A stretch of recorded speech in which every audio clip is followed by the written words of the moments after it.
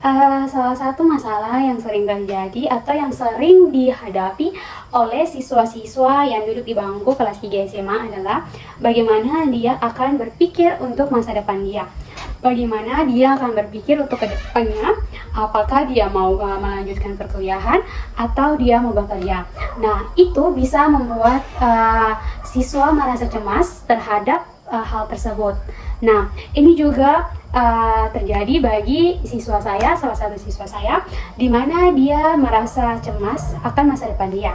Dia masih bingung untuk memilih karir dia, apakah dia mau melanjut ke jenjang perkuliahan ataukah dia mau bekerja. Sehingga kecemasan itu membuat dia mau untuk berkonseling dengan saya. Nah, di saat ini saya akan melakukan konseling dengan dia nantinya, dan menurut saya yang harus saya siapkan, saya sudah menyiapkan RPL saya, terus ada juga pendekatan dan teknik yang sudah saya coba buat. Nanti apakah itu berhasil di sesi pertama untuk menyelesaikan masalah klien saya ini tentang kecemasan terhadap masa depan. Selamat datang Martin, bagaimana kabarmu hari ini? Terima kasih Bu, sebenarnya saya merasa agak cemas tentang masa depan saya. Saya mengerti, kecemasan tentang masa depan adalah hal yang umum, terutama di usia kita. Mari kita bicarakan lebih lanjut apa yang membuatmu merasa cemas akan masa depanmu. Saya khawatir tentang pilihan karakter saya dan bagaimana saya bisa mencapai tujuan hidup saya. Itu adalah hal yang sangat penting untuk dipikirkan. Kecemasan seringkali muncul dari ketidakpastian. Saya ingin memperkenalkan teknik yang disebut homework assignment. Apakah kamu familiar dengan konsep ini? Saya belum pernah mendengarkannya. Homework assignment adalah cara untuk membantu kamu merenungkan pikiran dan perasaanmu. Dengan tugas ini, kamu bisa lebih memahami kecemasanmu dan mencari solusi. Apakah kamu bersedia mencobanya, Martin? Tentu saya mau mencoba. Bagus. Berikut ada beberapa langkah yang akan kita lakukan. Yang pertama, saya ingin kamu mencatat semua pikiran yang muncul ketika kamu merasa cemas tentang masa depan. Misalnya, apa yang kamu khawatirkan. Saya bisa melakukan itu. Kedua, setelah mencatatnya, coba analisis pikiran-pikiran itu. Tanyakan pada dirimu, apakah ini benar? Apa bukti yang mendukung atau menentang pikiran itu? Saya mengerti, jadi saya perlu mencari bukti yang mendukung dan tidak mendukung. Tepat sekali, ini akan membantumu melihat apakah pikiran tersebut rasional atau tidak rasional. Setelah itu, buatlah rencana kecil untuk mencapai tujuanmu. Misalnya, jika kamu khawatir tentang pilihan jurusan kuliah, kamu bisa mencari informasi lebih lanjut tentang jurusan yang kamu minati. Baik, saya akan mencoba mencari informasi tentang jurusan yang saya minati. Sangat baik. Terakhir, tuliskan perasaanmu setelah melakukan semua ini. Apakah kamu merasa lebih baik, lebih buruk, atau masih tetap sama? Ini sepertinya bisa membantu saya.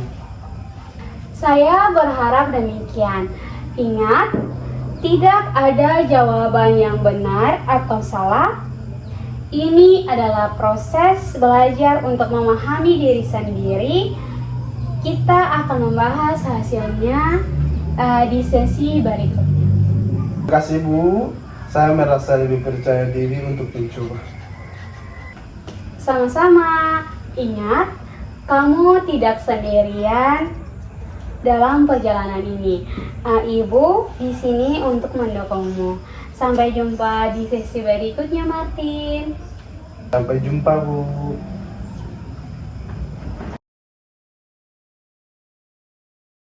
Nah, setelah sesi konseling sesi pertama sudah berlangsung, yang saya tangkap dari apa yang kita konselingkan adalah pertama, dia merasa cemas terhadap masa depan dia.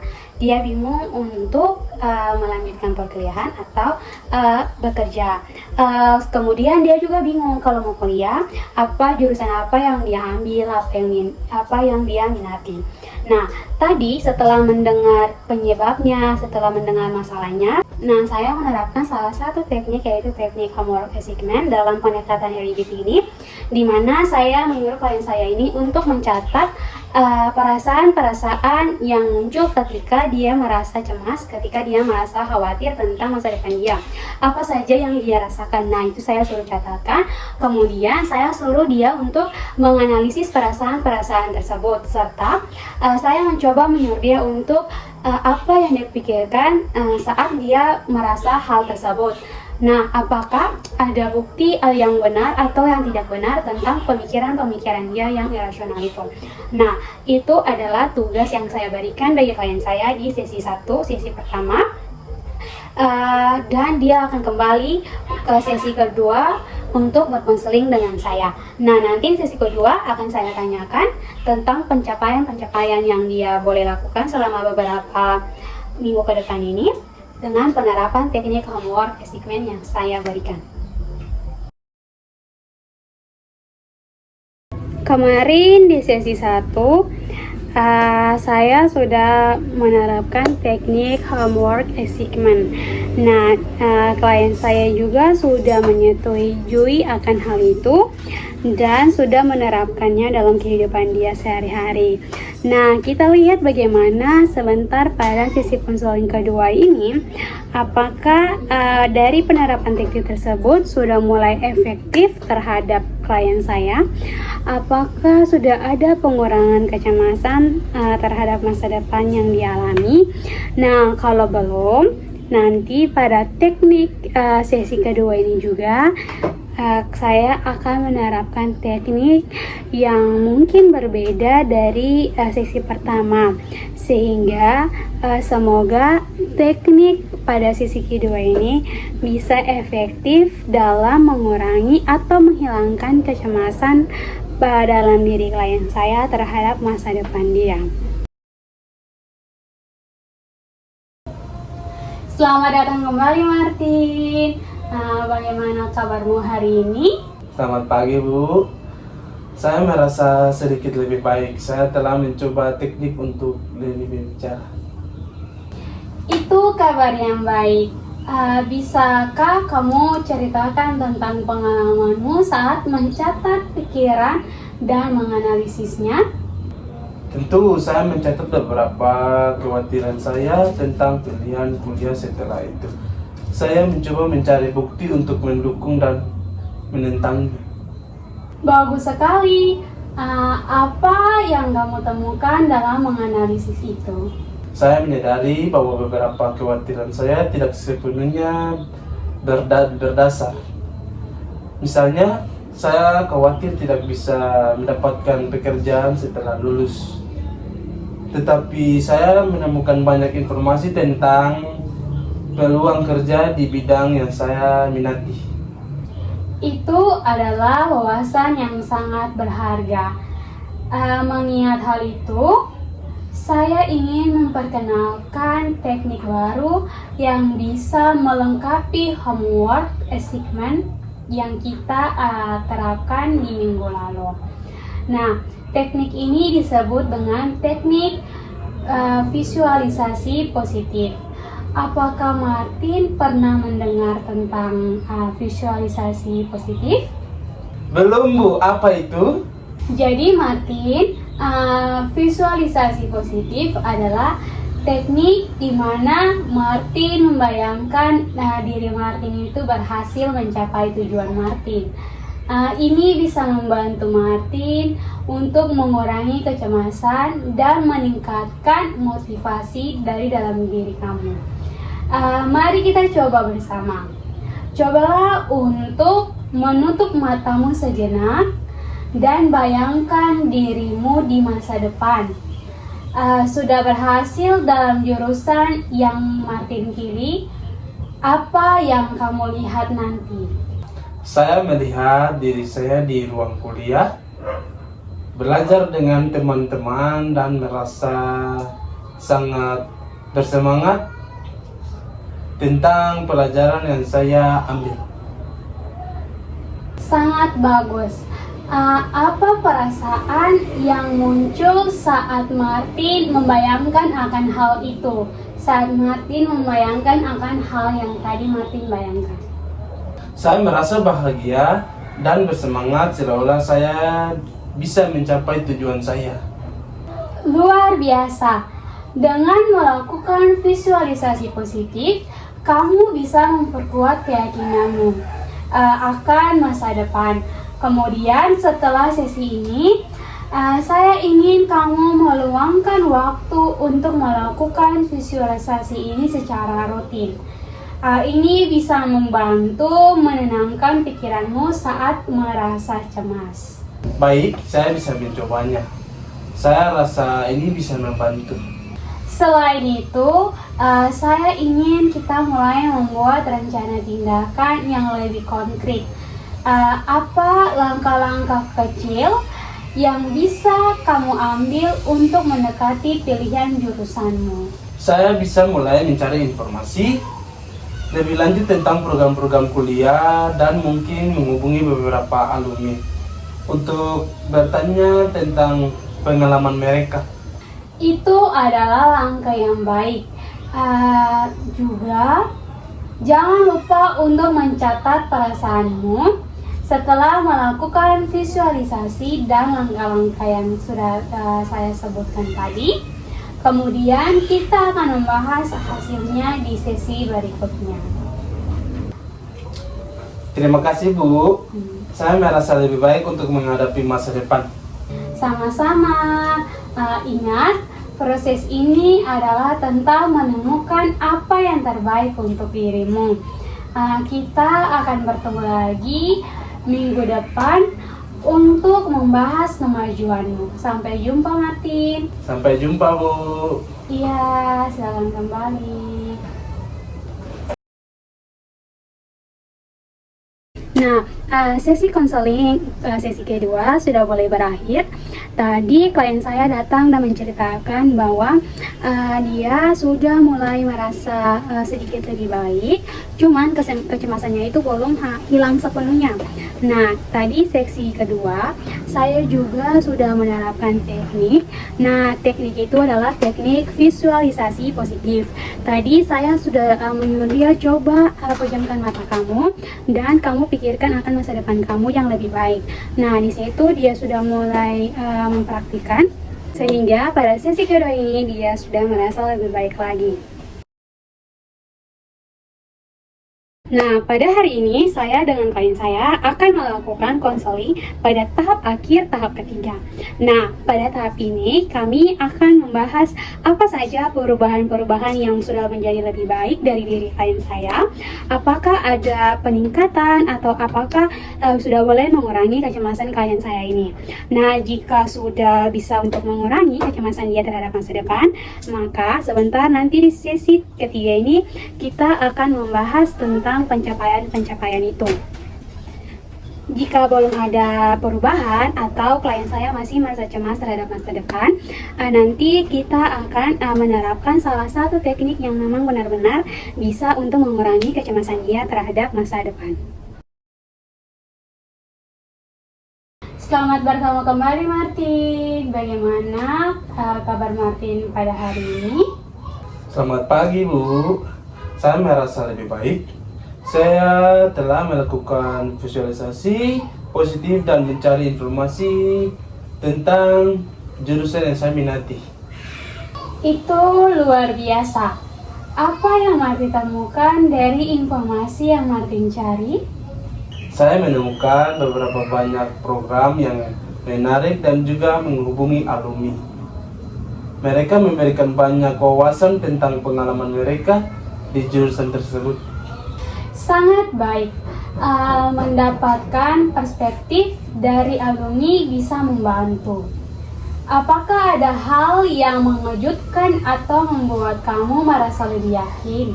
Ya, saya terkejut dengan banyaknya peluang kerja yang ada setelah lulus dari jurusan yang saya pilih. Itu membuat saya merasa lebih optimis. Itu adalah kabar yang sangat baik. Sekarang saya ingin memperkenalkan teknik baru untuk membantu kamu untuk lebih siap menghadapi masa depan. Tekniknya ini disebut dengan teknik goal setting atau penetapan tujuan. Martin pernah mendengar tentang goal setting atau penetapan tujuan ini? Belum, Bu. Apa itu?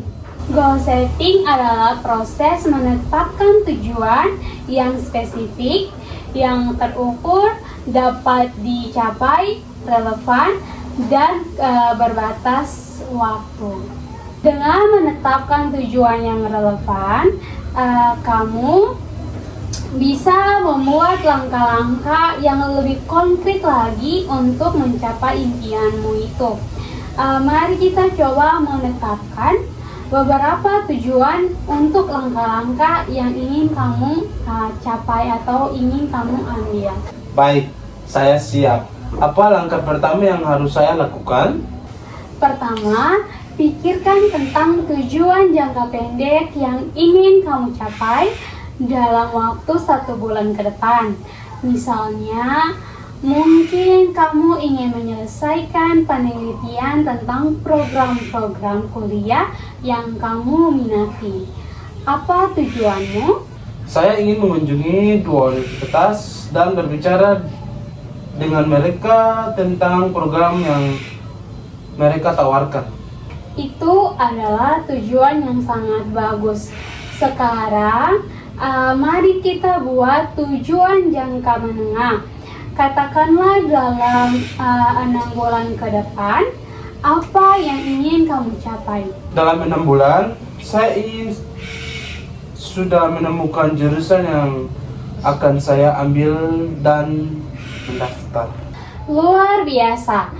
Dan untuk tujuan jangka panjang dalam 1 tahun ke depan, apa yang ingin kamu capai lagi? Saya ingin sudah diterima universitas dan mulai kuliah. Sangat baik. Dengan menetapkan tujuan-tujuan yang sudah kamu katakan tadi, kamu memiliki peta jalan yang jelas untuk masa depanmu. Ingatlah untuk meninjau kemajuanmu secara berkala dan sesuaikan jika diperlukan. Terima kasih, Bu.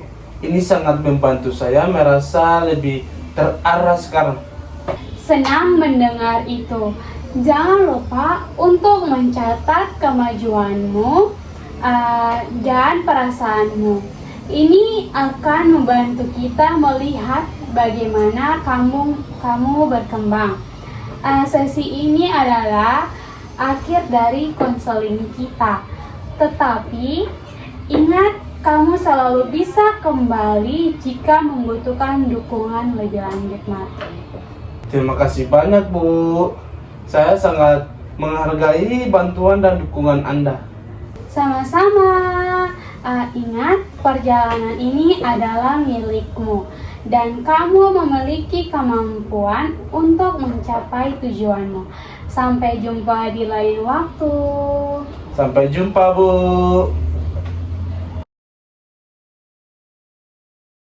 Nah, dari sesi 1, 2, dan 3 sudah boleh berakhir. Kesimpulannya adalah dari sesi 1 sudah ada penerapan teknik, tapi kembali lagi ke sesi kedua, klien saya ini masih punya sedikit kecemasan terhadap masa depannya. Pada sesi kedua sudah ada penerapan teknik juga, tetapi yang terjadi pada sesi ketiga, dia menceritakan bahwa dia belum sepenuhnya untuk mengurangi kecemasan terhadap masa depan dia. Nah, tetapi Tadi di sesi terakhir sudah ada penerapan teknik yaitu goal setting atau penetapan tujuan. Di situ saya ada berikan tujuan jangka pendek, jangka menengah, dan jangka panjang. Kita akan melihat beberapa bulan ke depan hingga 1 tahun ke depan apa saja yang sudah dia capai, yang sudah dia gapai. Nah, tadi sesi ketiga sudah boleh berakhir, maka sesi konseling kami sudah berakhir. Tapi saya katakan kepada klien saya bahwa jika dia masih merasa ada yang belum dia capai, dia gapai, ada yang masih dia merasa sedikit cemas, dia boleh datang lagi kepada saya.